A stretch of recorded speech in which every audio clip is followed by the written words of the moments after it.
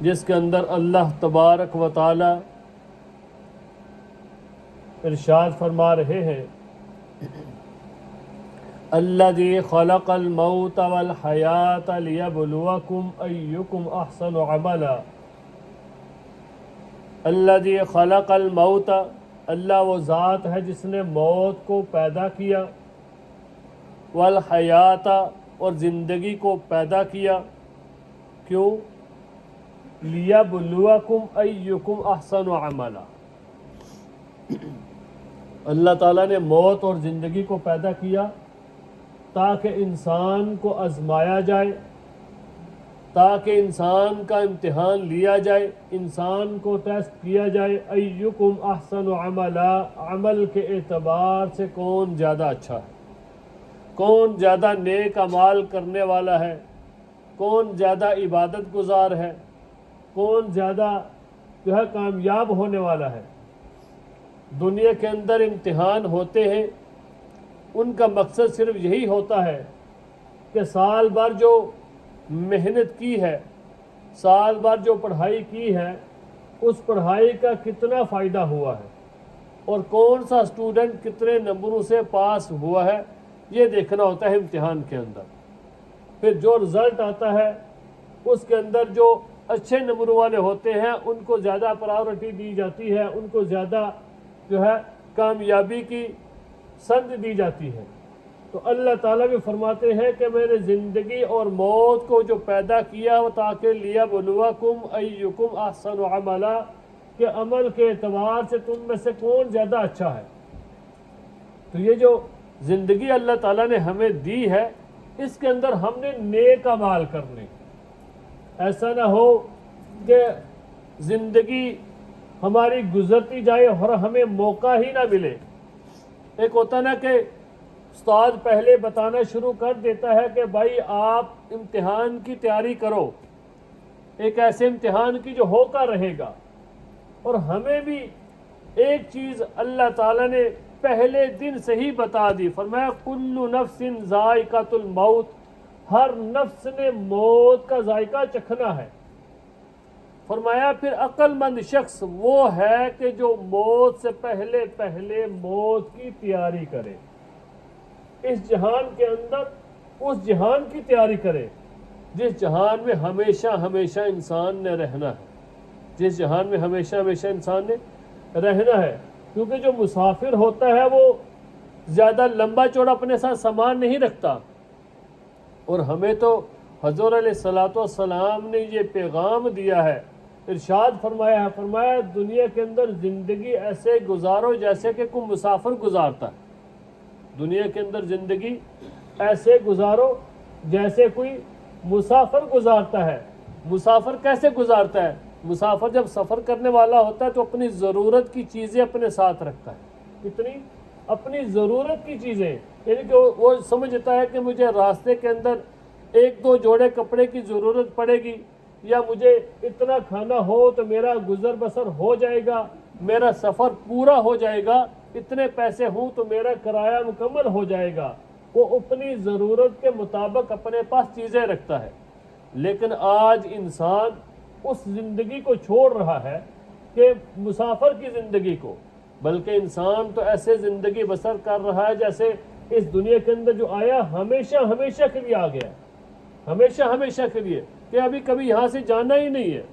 وہ وقت کا ایک پیغمبر تھے تو ان کے پاس ایک عورت آئی، آ کر کہنے لگی کہ میرے بچوں کے لیے دعا کریں کہ اللہ ان کی عمر کو لمبا کرے۔ پوچھا کتنی عمر ہوتی ہے؟ فرمایا یہی کبھی 200 سال، کبھی 300 سال۔ فرمایا اچھا 200 سال اور 300 سال؟ فرمایا ایک امت وہ بھی آئے گی کہ جس کی اوسط عمر 60 سے 70 سال کے درمیان ہوگی۔ کتنی؟ 60 سے 70 سال کے درمیان ہوگی، اور وہ امت محمد صلی اللہ علیہ وسلم ہے۔ فرمایا کہ امت کی عمر، اوسط عمر 60 سے 70 سال کے درمیان ہوگی۔ تو وہ عورت کہنے لگی تو جو اس امت کی جس کی عمر 60 سے 70 سال ہوگی، کیا وہ مکان بنائیں گے؟ کیا وہ مکان بنائیں گے؟ وہ عورت کیا جانے کہ یہ امت ایسے مکان بنائے گی کہ لینٹر کے اوپر لینٹر ڈالیں گے، پھر یہ بھی نہیں دیکھیں گے کہ پیسہ کہاں سے آیا، کیسا آیا، کیسے کمایا، کہاں سے لائے، کیسے لائے، اور اوپر لکھ دیا ھذا من فضل ربی، یہ میرے رب کا فضل ہے۔ حالانکہ جو فرمایا کہ جو عمارتوں میں جتنی بھی عمارتیں ہیں، جتنی بھی بلڈنگیں ہیں وہ کوئی بھی صحیح نہیں ہے سوائے مسجد کی بلڈنگ کے علاوہ۔ مسجد کی بلڈنگ کے علاوہ جتنی بھی بلڈنگیں ہیں فضول ہیں۔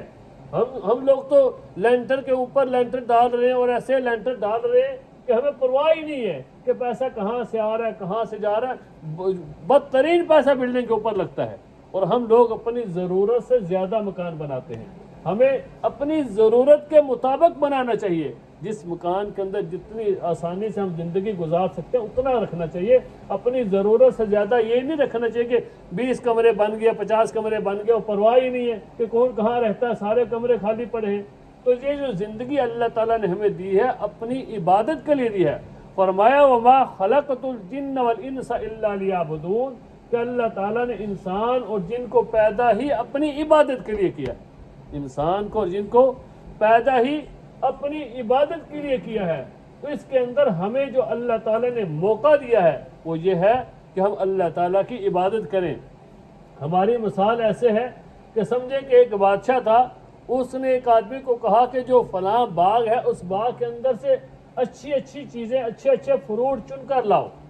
وہ آدمی باغ کے اندر داخل ہو جاتا ہے، ٹوکرا ہاتھ میں لیتا ہے، جیسے داخل ہوتا ہے دیکھتا ہے بہت زیادہ خوبصورت پھل ہے۔ وہ کہتا ہے میں یہاں سے نہیں لیتا، آگے سے لے لیتا ہوں۔ وہ جب آگے جاتا ہے اور زیادہ خوبصورت ہوتے ہیں۔ وہ کہتا ہے جیسے جیسے میں آگے جاؤں گا خوبصورت آئیں گے، اچھے پھل آئیں گے، پکے ہوئے پھل آئیں گے تو میں وہاں سے لے لوں گا۔ جیسے جیسے جاتا ہے خوبصورت آ جاتے ہیں، اچھے پھل آتے ہیں، لیکن اچانک ایک ایسا کنارہ آ جاتا ہے کہ اس کے بعد باغ ہی ختم ہو جاتا ہے، اس کے بعد باغ ہی ختم ہو جاتا ہے۔ میرے بھائیے یہ جو زندگی ہے یہ بھی ہماری اسی مثال کی مانند ہے، اسی طرح ہے کہ ہم زندگی گزار رہے ہیں۔ آج ہم سوچتے ہیں کہ چلو کل ہم نماز شروع کریں گے، کل سے ہم صدقہ خیرات باقاعدگی سے شروع کریں گے، کل سے والدین کی خدمت کریں گے، کل سے نیک اعمال کریں گے، کل سے لوگوں کے ساتھ اچھا تعاون کریں گے، کل سے لوگوں کی خدمت شروع کر دیں گے۔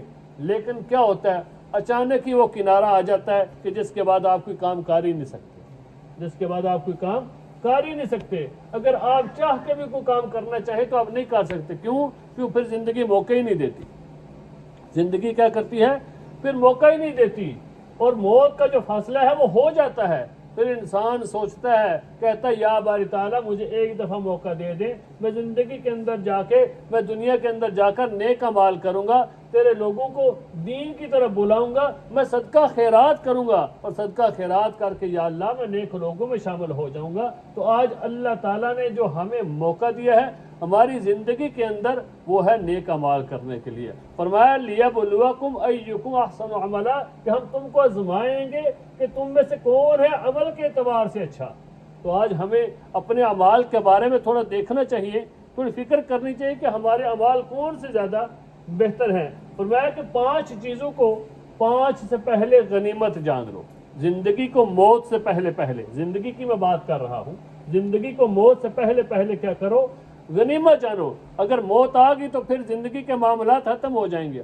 حضرت علی رضی اللہ تعالیٰ عنہ فرمایا کرتے تھے کہ آج جو دن ہے یہ عمل کا دن ہے۔